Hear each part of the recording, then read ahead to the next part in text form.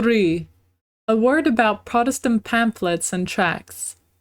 With two kinds of tracts do biblical societies overflow the land.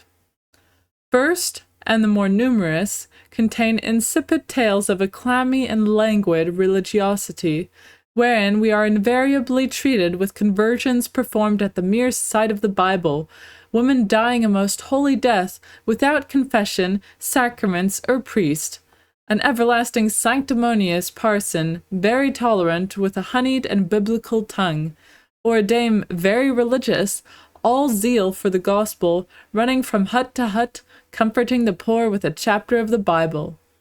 In these tracts, the Catholic Church is not openly attacked. Oh no, the danger is only negative. It lies in that the ideas of the readers are puzzled by having presented to their admiration and imitation examples of a religion altogether opposed to genuine Christianity. The very silence about the Catholic Church is an attack laid in perfidiousness. This preordinated silence, vaunted as a part of moderation, is inimical, and it has a purpose. It leads people to ignore the Church and let it slide. Happily, these stories are badly written and mortally sickening, for which God should be thanked. Tracts belonging to the second class are distributed with more judgment and boldly attack the Holy Church.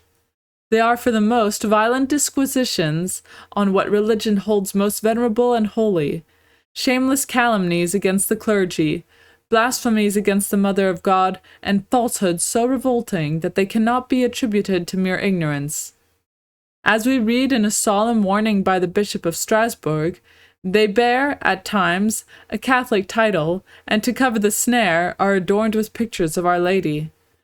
Protestants look upon the spreading of these tracts as a meritorious work carried on with great unanimity by divided sects. They assume increased proportions every year. The old carrier, who formerly went about carrying his bundles, is transformed and multiplied. The fair sex becomes every day more and more interested in the enterprise. Railroad cars are thronged with evangelists in petticoats. Cramming their pockets, their work-baskets, their band-boxes with tracts written by their respective parsons, these women start for the crusade, determined to destroy the empire of superstition. They offer their little papers, distribute them, cast them abroad, intrude them upon you, or drop them. They slide them through Venetian blinds, truss them under doors, and pin them on rails or on trees on the highways. Nor is this a newfangled apostolate. Luther was not ashamed to follow it. He added the sting of caricature to the defamatory libel, which he would write in the heat of his imagination and with a system led by a genius not less malicious than brutal. Melanchthon, the angelic, his favorite disciple, was his chief assistant in this cowardly business. Libels were they, and caricatures, prompted by such noble motives, and written in a revolting and sickening style.